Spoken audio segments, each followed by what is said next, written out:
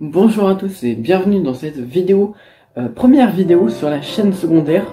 Alors j'ai créé cette chaîne justement parce que sur la chaîne principale on parle de super-héros, mais il y a plein d'autres films qui ne sont pas des films de super-héros et qui sont quand même super intéressants ou qui ne le sont pas et que j'aimerais quand même en parler. Et du coup le mieux c'était de faire une chaîne secondaire pour en parler justement. Donc aujourd'hui on s'attaque au premier film de cette série qui va durer à peu près je pense 1 an sur cette chaîne secondaire et après on parlera d'autres programmes mais qui ne passeront pas forcément au cinéma. Donc c'est parti. Donc comme annoncé dans le titre, on va parler de Boîte Noire qui est réalisé par Yann Guzman et joué par Pierre Ninet avec Lou Delage qui sont les deux personnages principaux du film. Alors c'est un film que j'ai vu, qui est sorti mercredi dernier au cinéma et que j'ai vu ce samedi. Je rappelle une vidéo tous les dimanches sur cette chaîne, d'accord?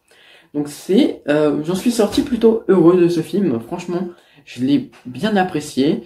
J'ai passé un bon moment en salle. La salle était plutôt bien remplie et de ce que j'ai ressenti, les gens voilà n'étaient pas totalement frustrés du film et le film n'est pas du tout ennuyant. Donc il n'y a aucune longueur, donc ça rajoute un petit plus. Juste, voilà, je vais faire une petite parenthèse avant de continuer de parler du film et de son scénario. Je tiens juste à dire qu'à chaque fin de vidéo, j'attribuerai une note à chaque film, l'histoire de voir un petit peu quel est le meilleur film de l'année. Hors Marvel, puisque les Marvel, c'est sur la chaîne principale, Hugo Bandicoot.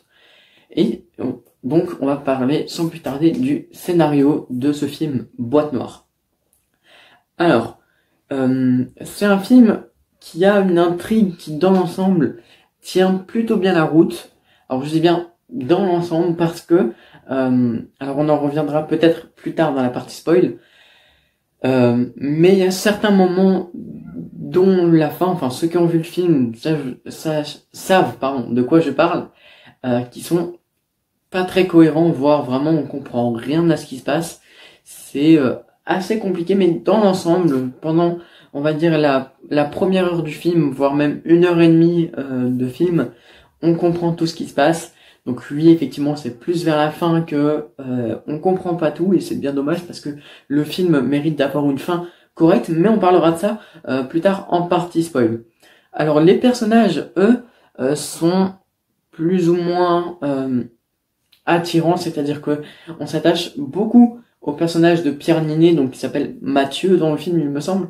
Donc on s'y accroche beaucoup parce que c'est un personnage qui est tourmenté, on sait pas trop s'il est fou ou quoi, voilà. C'est pas du spoil, vous le voyez dans la bande-annonce.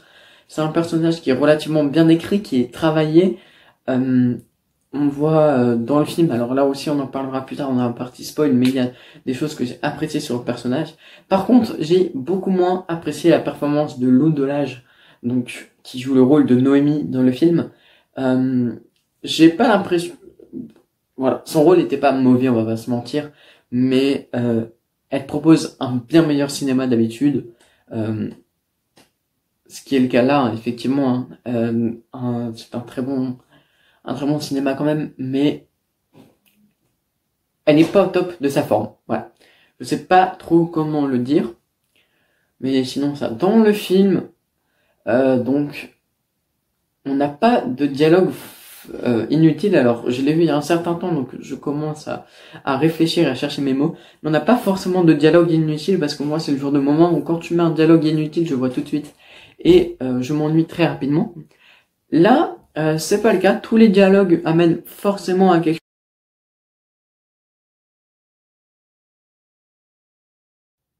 Il y a toujours quelque chose qui amène un truc, même les situations les plus bêtes, discussions les plus simples finalement amèneront quelque chose, toujours quelque chose. Alors attendez, je vais recadrer vite fait la caméra.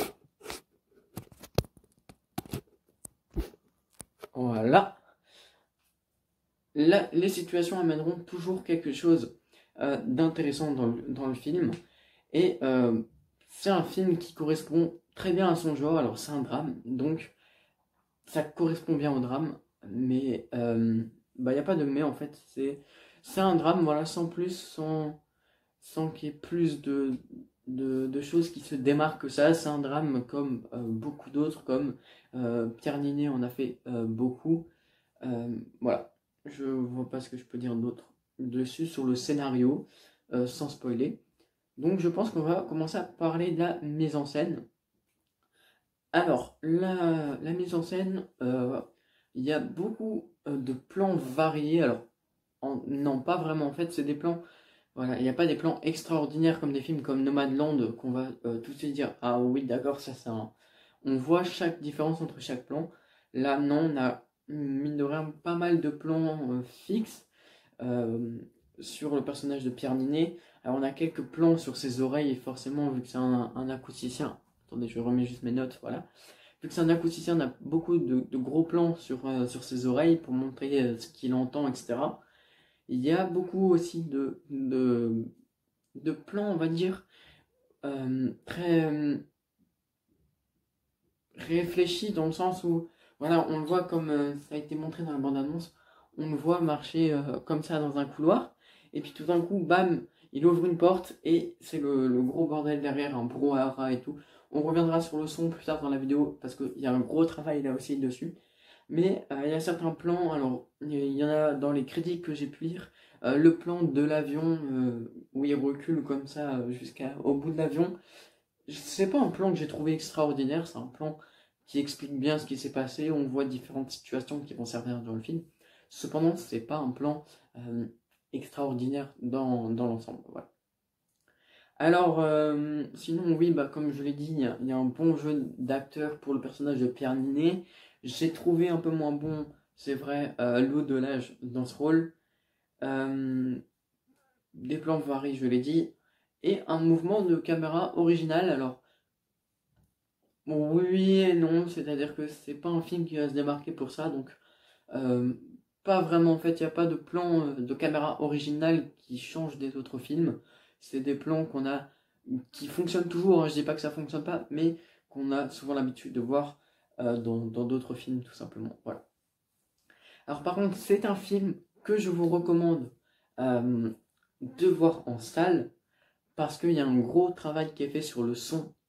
Euh, donc pour l'instant, ça sert à rien de le voir en streaming ou quoi. De toute façon, je sais même pas s'il est disponible. Mais vraiment, allez le voir au cinéma pour l'apprécier parce qu'il y a un travail sur le son qui est énorme. Que ce soit le silence total ou au contraire le bruit de partout via différentes salles quand ils rentrent dans des bureaux, etc. C'est un gros bordel. Je vous conseille parce que vraiment il y a un travail sur le son qui est énorme. Forcément, le film ça parle d'acoustique, donc un petit peu comme le film Le Chant du Loup finalement. Il y a beaucoup de travail sur le son assez original qui a été fait. C'est pas tous les jours qu'on voit un film qui traite le son comme ça, donc c'est vraiment son gros plus. Et c'est aussi pourquoi bah, je vous recommande d'aller le voir au cinéma, parce que bah, c'est ce qu'il y a d'important, entre guillemets. Donc voilà. Et est-ce qu'il y aura une suite? Pas forcément, on en parlera juste après cette coupure dans la partie spoil. Donc voilà, 8 minutes 41 de vidéo, on est officiellement en partie spoil. Alors j'ai pas grand chose à dire en partie spoil, on va juste revenir sur la fin du film. Donc attention, je vais rentrer dans le vif du sujet à partir de maintenant. La grande question que je me pose et auquel bah, j'ai toujours pas la réponse, c'est est-ce que Mathieu est mort à la fin du film? Est-ce qu'il est devenu sourd? Parce qu'on voit le gros plan sur son oreille qui saigne après l'accident. Donc déjà ça c'est un débat, ok, j'ai pas la réponse, donc franchement, moi je pense qu'il est mort. Après, à vous de me dire ce que vous en avez pensé. Et après, oui, justement, c'est sur la fin que je vais revenir dans cette partie spoil, tout simplement parce qu'on on voit que la voiture s'est fait pirater et que il est a priori mort, je pense. La grosse incohérence par rapport à ça, c'est que en fait l'avion s'était fait hacker par un hacker du coup pour justement montrer que cette faille existe. Sauf que là, en gros, c'est l'entreprise qui s'est servie de cette faille informatique. C'est-à-dire que, en gros, si on résume bien, l'entreprise savait qu'il y avait une faille dans l'avion et elle s'en est servie contre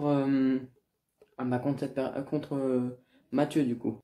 Donc comme je le disais avant la pause, elle s'en est servie contre Mathieu du coup, mais on ne sait pas vraiment si ça a été utile ou quoi. Enfin, il y a quelque chose qui est pas cohérent du tout parce que l'entreprise est pas censée maîtriser cette faille, à moins que ce soit fait exprès. Donc c'est là qu'on se demande en fait, enfin personnellement, s'il y aura une suite par rapport à ça, et justement si c'était pas voulu, si c'était pas fait exprès. Donc Boîte Noire 2, je sais pas trop. Après, un film de suspense comme celui-là, je trouve ça bien justement qu'il y ait du suspense à la fin de ce film. Voilà. Donc pour résumer et surtout vous donner la note de ce film, je lui ai attribué la note de 7,5 sur 10. Donc je sais pas si je mettrai le barème en description. Si j'y arrive, bah allez voir, vous verrez. Et puis sinon, bah voilà. C'est la fin de cette vidéo, j'espère qu'elle vous aura plu. Euh, j'espère avoir fait un assez bon montage parce que je vais essayer de monter les vidéos sur la chaîne. Et on se retrouvera dans la prochaine vidéo, dimanche prochain du coup, ou peut-être même ce dimanche si j'ai le temps de la faire, pour la vidéo.